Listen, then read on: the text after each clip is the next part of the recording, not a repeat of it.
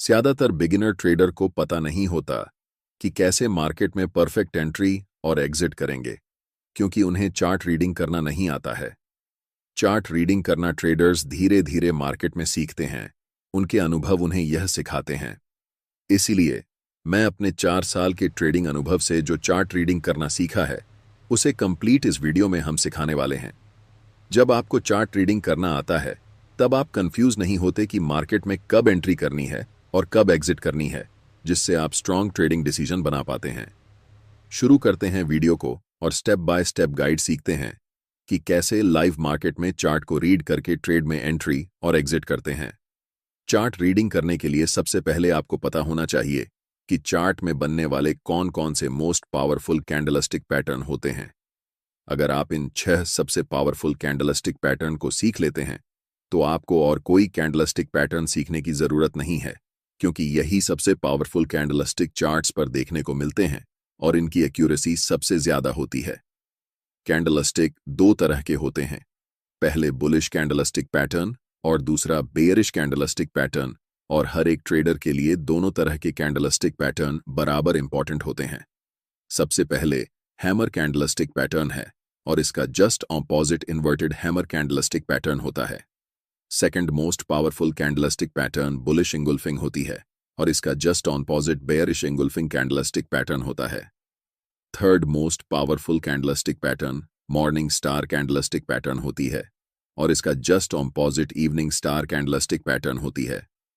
ऊपर के रो में दिख रहे सभी candlestick pattern bullish candlestick pattern हैं और नीचे वाले रो में जो भी कैंडलस्टिक दिख रही हैं, ये सारे बेयरिश कैंडलस्टिक पैटर्न हैं। इन सभी 6 मोस्ट पावरफुल कैंडलस्टिक पैटर्न के ऊपर मैंने एक सेपरेट वीडियो बनाया है, जिसे आप इस वीडियो को देखने के बाद जरूर देख लेना, लिंक डिस्क्रिप्शन में है। कैंडलस्टिक पैटर्न को सीखने के बाद अब हम चार्ट ट्रेडिंग करना सीखेंगे।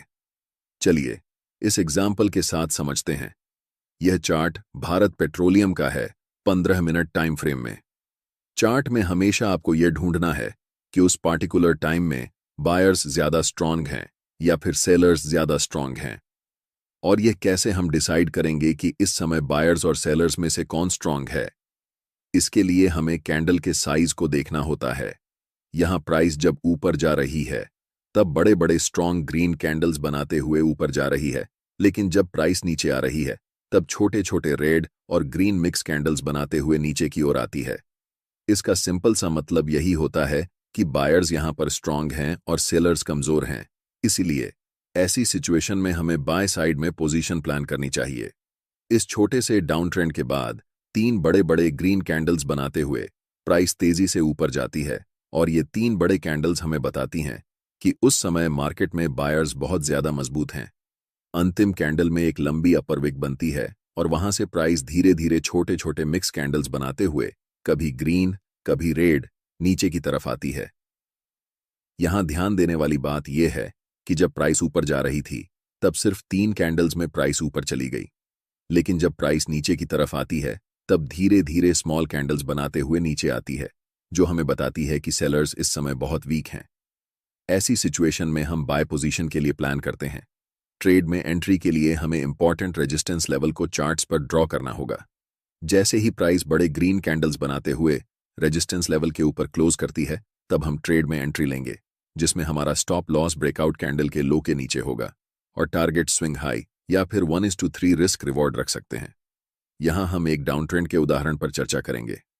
डाउन ट्रेंड में अक्सर जब प्राइस नीचे आती है, तब स्ट्रॉन्ग रेड कैंडल्स बनाते हुए नीचे आती है, लेकिन जब प्राइस रिकवर करती है, तो धीरे धीरे छोटे छोटे कैंडल्स या मिक्स कैंडल्स बनाते हुए ऊपर की तरफ जाती है। इस सेटअप का मतलब यह होता है कि इस समय बायर्स बहुत कमजोर होते हैं और सेलर्स ज्यादा मजबूत होते हैं।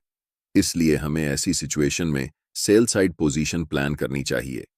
इसी चार्ट में जब प्राइस अगली बार नीचे की तरफ जाती है, तो बड़े बड़े रेड कैंडल्स बनाते हुए नीचे की तरफ जाती है, लेकिन जब प्राइस रिट्रेसमेंट में ऊपर की तरफ आती है, तो छोटी छोटी रेड और ग्रीन मिक्स कैंडल्स बनाते हुए ऊपर जाती है। यह हमें बताता है कि बायर्स इस समय बहुत कमजोर हैं और सेलर्स बहुत ज्यादा स्ट्रांग हैं। इसलिए हम सेल साइड में पोजीशन बनाएंगे। ट्रेड में एंट्री के लिए सबसे पहले हमें इंपॉर्टेंट सपोर्ट लेवल को ड्रॉ करना होगा। जब भी प्राइस इस सपोर्ट लेवल को ब्रेक करके नीचे की तरफ क्लोज होती है, तब हमें सेल साइड में एंट्री बनानी है। हमारा स्टॉप लॉस ब्रेकडाउन कैंडल के जस्ट अबव होगा और टारगेट स्विंग लो या फिर 1:3 रिस्क रिवॉर्ड रेशियो में होगा। एक जरूरी बात, अगर आप चार्ट्स पर मल्टीपल इंडिकेटर्स का उपयोग करते हैं या एक साथ 4-5 चार्ट्स देखते हैं तो आपके पास ट्रेडिंग व्यू का प्रीमियम प्लान होना जरूरी होता है। इसका कॉस्ट 12,000 रुपये पर ईयर है।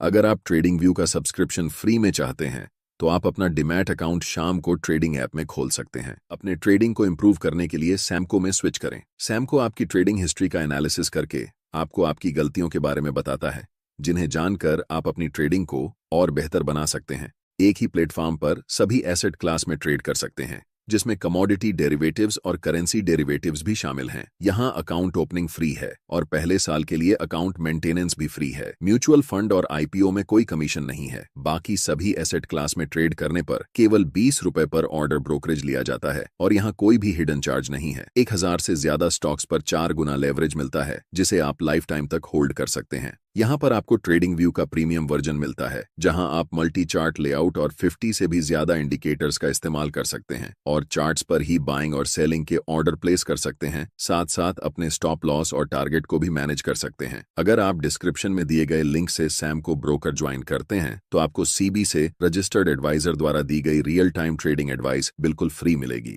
ये तो हमने समझा कि जब प्राइस अप ट्रेंड या फिर डाउन ट्रेंड में रहती है तब हमें कैसे चार्ट को रीड करना है, लेकिन इसके अलावा जब प्राइस साइडवेज रहती है तब हमें क्या करना चाहिए, ये भी जान लेते हैं। साइडवेज मार्केट में हमारे लिए सबसे इंपॉर्टेंट होते हैं सपोर्ट एंड रेजिस्टेंस लेवल, क्योंकि यही ऐसे लेवल होते हैं जिन्हें प्राइस रिस्पेक्ट करती है। लेकिन ज्यादातर traders support and resistance level को गलत तरीके से इस्तेमाल करते हैं। मैं आपको एक एडवांस तरीका बताऊंगा जिससे आप इंट्राडे या ऑप्शंस ट्रेडिंग में सबसे ज्यादा एक्यूरेसी हासिल कर सकते हैं। स्क्रीन पर दिख रहा चार्ट 3 मिनट टाइम फ्रेम का है और यह 5 सितंबर का है। यहां पर प्राइस रेंज बाउंड है, यानी प्राइस एक पार्टिकुलर रेजिस्टेंस लेवल पर जाती है और वहां से लौटकर एक पार्टिकुलर सपोर्ट लेवल पर आती है। इन दोनों रेजिस्टेंस और सपोर्ट लेवल के बीच में प्राइस समय बिता रही है। अब ऐसी सिचुएशन में ट्रेडर्स के मन में कंफ्यूजन होता है कि उन्हें ब्रेकआउट में ट्रेड लेना चाहिए या फिर रेजिस्टेंस से सपोर्ट तक और सपोर्ट से रेजिस्टेंस तक ट्रेड लेना चाहिए। इस कॉन्सेप्ट के बाद आपके मन में यह कंफ्यूजन नहीं रहेगी, इसीलिए वीडियो को ध्यान से देखना। जब भी प्राइस बिना टाइम स्पेंड किए डायरेक्ट किसी भी इंपॉर्टेंट लेवल, चाहे वह रेजिस्टेंस हो या सपोर्ट एरिया, को ब्रेक करती है, ज्यादातर समय वह ब्रेकआउट फेल या ब्रेकडाउन फेल होता है। छोटे टाइम फ्रेम में जब हम ऑप्शंस या इंट्राडे ट्रेडिंग करते हैं तो यह एक ट्रैप होता है। जब प्राइस डायरेक्ट सपोर्ट लेवल को तोड़ती है तो हमें ब्रेकडाउन की ओर एंट्री नहीं लेनी चाहिए, बल्कि हमें उस समय सपोर्ट से रेजिस्टेंस तक ट्रेड में एंट्री करनी चाहिए और प्रॉफिट बनाना चाहिए। अब आपके मन में सवाल उठ रहा होगा कि प्राइस कब ब्रेकआउट या ब्रेकडाउन करती है। इसे पहचानना बहुत आसान है, ज्यादा मुश्किल नहीं। जब भी प्राइस को ब्रेकआउट या ब्रेकडाउन करना होता है तो वह इंपॉर्टेंट लेवल पर या उससे पहले बहुत सारा टाइम स्पेंड करती है, यानी उस लेवल पर कई कैंडल्स बनती हैं। इसके पीछे एक साइकोलॉजी होती है। ज्यादातर ट्रेडर्स सोचते हैं कि जब प्राइस सपोर्ट से रेजिस्टेंस तक या रेजिस्टेंस से सपोर्ट तक जाती है तो इस बार भी ऐसा ही होगा, लेकिन उनके लिए यह एक ट्रैप होता है। प्राइस वहां ज्यादा टाइम इसलिए स्पेंड करती है ताकि बड़े ट्रेडर को लिक्विडिटी मिल सके। रिटेल ट्रेडर्स बाय पोजीशन में एंट्री लेते हैं और उनका स्टॉप लॉस सपोर्ट एरिया के ठीक नीचे होता है। जैसे ही प्राइस इस सपोर्ट एरिया को तोड़ती है, उन सभी रिटेल ट्रेडर्स का स्टॉप लॉस हिट होता है और प्राइस स्ट्रांगली बड़े बड़े रेड कैंडल्स बनाते हुए नीचे निकल जाती है। इसलिए ब्रेकआउट या ब्रेकडाउन से पहले हमें यह देखना होता है कि प्राइस इंपॉर्टेंट लेवल पर टाइम स्पेंड कर रही है या नहीं। अगर प्राइस ऐसे लेवल पर टाइम स्पेंड करती है और तब ब्रेकडाउन या ब्रेकआउट करती है तो हमें ब्रेकआउट या ब्रेकडाउन ट्रेड में एंट्री लेनी चाहिए। यह कॉन्सेप्ट आपके लिए सबसे ज्यादा इंपॉर्टेंट है, क्योंकि ज्यादातर इंट्राडे या ऑप्शन ट्रेडर्स सपोर्ट और रेजिस्टेंस लेवल को गलत तरीके से ट्रेड करते हैं। इसलिए मैंने इस कॉन्सेप्ट को डिटेल में समझाया है। ट्रेड में एंट्री करने के लिए आपका स्टॉप लॉस टाइम स्पेंड करने वाली कैंडल के ऊपर होगा और टारगेट स्विंग लो या 1:3